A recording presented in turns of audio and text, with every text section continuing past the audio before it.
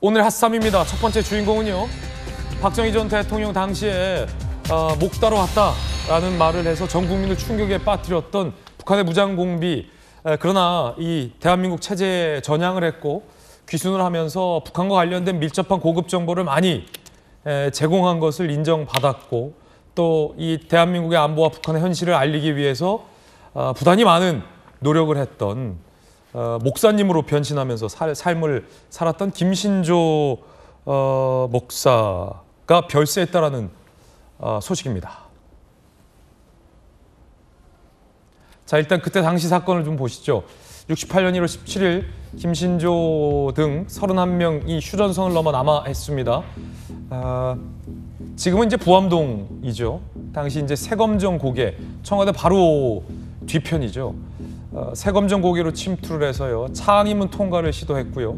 불심 검문 과정에서 우리 군경과 총격전을 펼쳤습니다. 31명 중 29명이 사살됐고 한 명은 도주를 했고요.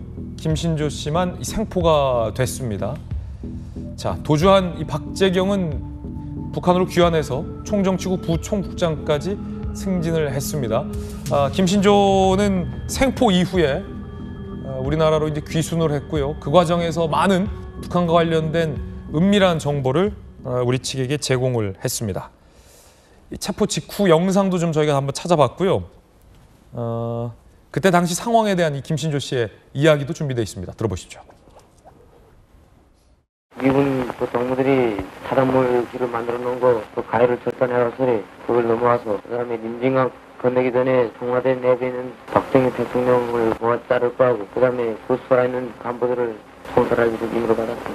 5개월을 편성했습니다. 정문버섯 가는 저 있고 그다음에 1층에 진입해와서 거기 들어가 총살하는 게 있고 그다음에 2층에 들어 총살하는 저 있고 76명이 오계제가 됐어요. 76명이 오계제를 해가지고 이거는 직접 김일성이 지시한 사항입니다. 청와대 미대사관, 육군본부, 그다음에 방송국 남산에 있을 때요. 공작원들이 체포당해서 수용소 섭인 겁니다. 이게 5개 목표를 그때 하기를 타격하는 김일성한테 보고를 드렸단 말이에요. 보고 드리니까 김일성애가 그렇게 하지 말라. 그렇게 하지 말고 박정희 하나만 죽이라. 미군에다가 장갑차가 있었어요. 그때 당시는 내가 이거 들어가 과연 박정희 죽일 것이냐. 반신반의하셨군요. 반신반의지. 어떻게 뚫고 들어가는 거죠. 내가 한편으로는 이거는 살아온다는 거는 정말 힘들 것이다. 당시 이제 김신조 침투 사건은 대한민국 국민들에게 엄청난 충격이었습니다. 김광삼 변호사님, 특히 이제 청와대 바로 뒤편까지 무장공비가 침투를 해서 박정희 당시 대통령의 이 시하러 왔다, 뭐 목을 따러 왔다 이런 표현까지 해서 많은 국민들이 충격받지 않았습니까? 그때 이제 1968년도예요. 그런데 사실 이제 그 이후에도 저희가 이제 자라오면서 이제 반공 교육을 많이 받았잖아요.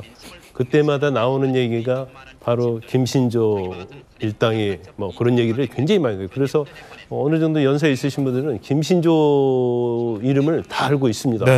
다 기억을 하고 있어요. 그런데 뭐 그 당시에는 저는 워낙 뭐 어렸을 때이기 때문에 뭐 모르지만 굉장히 충격적이겠죠. 더구나 31명이 지금 뭐 북악산 근처 새검정 거기까지 왔다는 거 아닙니까? 그래서 청와대 한 500m 거리까지 왔다는 거예요. 그래서 거기서 이제 불신검문을 하다가 결과적으로 거기서 이제 총격전이 있었고 31명 중에서 21명이 사살당했고 이제 한 명은 이제 북한으로 도주를 했다는 겁니다. 그런데 결국 북한에 가서도 엄청나게 높은 직위에 영전을 했다고 그래요. 근데 김신조만 한 명 잡힌 거죠. 그래서 잡혀가지고 아까 저희가 인터뷰를 봤습니다만 저 때가 김신조가 27살이라고 그래요. 27살.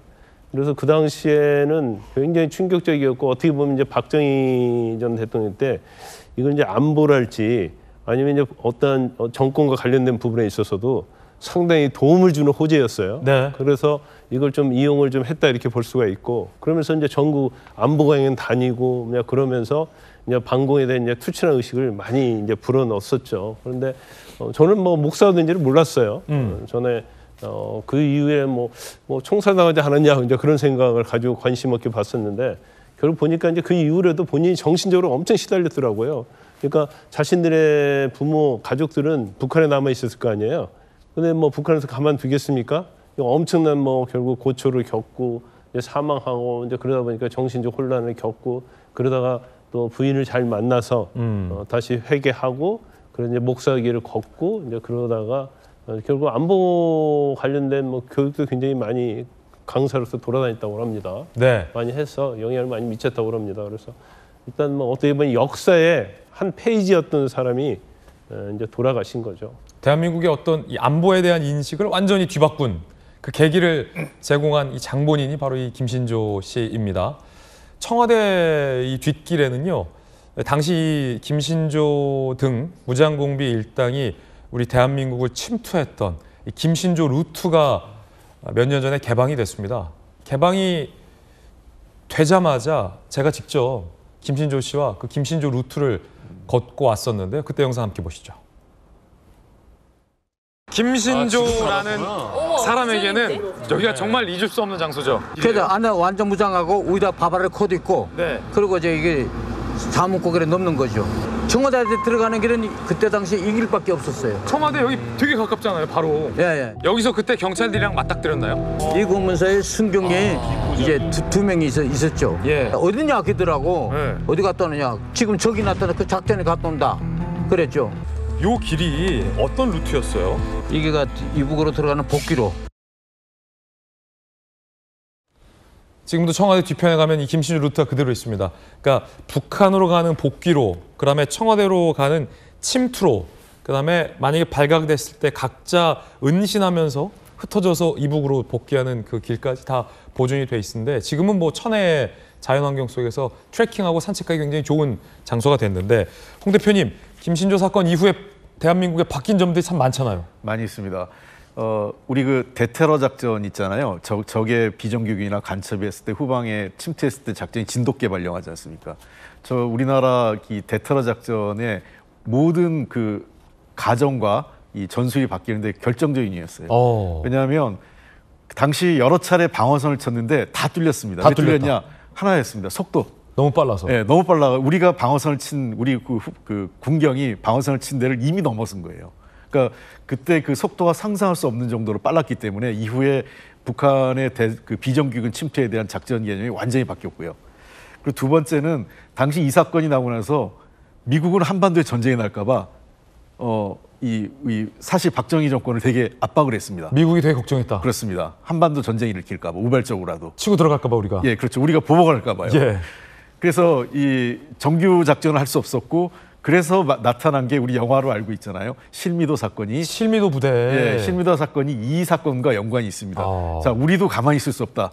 김일성 목을 따자라고 해서 그 소위 그 뭐 강력범죄 사형수나 이런 사람들 대상으로 별도의 부대를 실미도에서 운영을 합니다. 그래가지고 그거를 결국 나중에 이제 못하게 되고 그분들은 이제 불행한 사건이 되죠. 우리 영화처럼요. 그래서 이 실미도 사건이 여기 연관이 있고 또 마지막에 하나 봐야 거는 7.4 남북공동성명 발표하잖아요. 예. 그때 북한의 김일성의 동생인 김영주, 우리나라는 이일학 당시 중앙정보부장 했는데 그때 김영주를 통해서 김일성 주석이 박정희 대통령한테 사과의 메시지를 보냈다는 겁니다. 아, 북한으로부터 사과의 메시지를 받았군요. 네.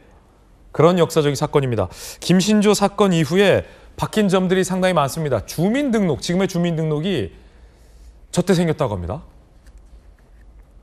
주민등록증 발행, 유격훈련, 유격훈련이 이것 때문에 생겼구나. 예비군하고 유격훈련 이것 때문에 생겼어.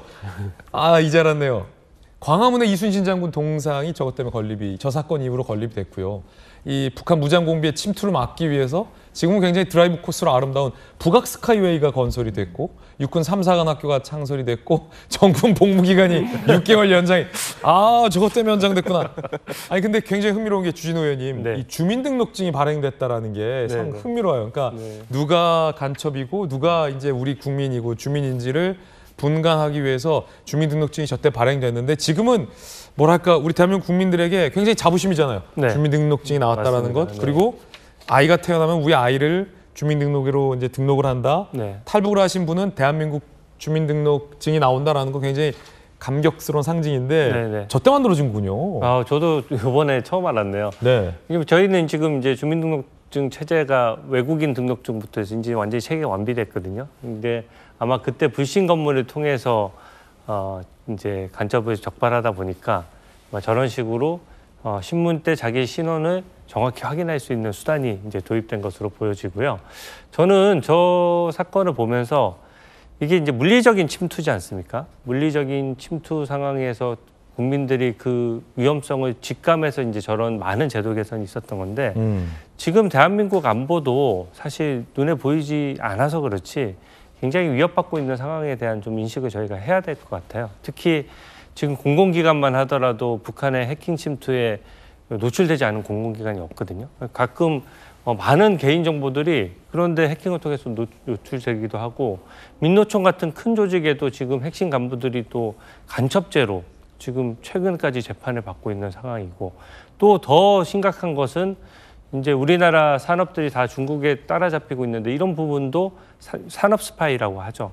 산업 스파이 사건으로 중국의 기술이 유출되는 것이 현실화되고 있는 상황이어서 저는 민주당에서 이번 일을 또 계기로 이제 안보에 대해서 서로 여야가 좀 더 협의를 해서 지금 잠깐 유보돼 있는 간첩법 개정만이라도 좀 빨리 해줬으면 좋겠어요. 지금 뭐 미국하고 중국하고도 저렇게 관세 전쟁을 하고 있는 상황 하에서 우리나라 산업의 경쟁력을 중국에 뺏길 수 있는 굉장히 중요한 문제거든요. 그래서 이것이 해외의 어떤 나라든 우리나라 국익을 침해해서 스파이 활동을 한다라고 하면 꼭 북한만 간첩죄로 처벌할 수는 없는 것이거든요. 네. 다른 국가에 대해서도 처벌을 해야 되고 또 그게 지금 글로벌 스탠다드입니다. 미국 같은 경우에 스파이 활동하면은 거의 뭐 무기징역 비슷하게 그냥 종신형을 선고해 버리지 않습니까?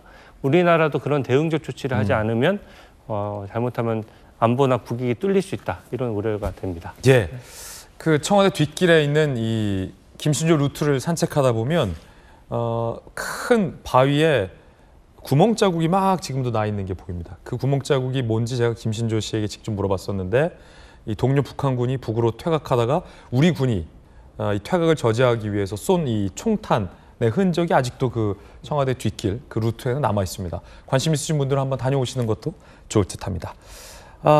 목사님의 꿈을 이루었고 고향 땅에 교회를 세우는 게 마지막 꿈이었는데 그 꿈은 이루어지지 않았지만 후손들이 그 꿈을 이루리라고 기원합니다. 고인의 명복을 기도하겠습니다.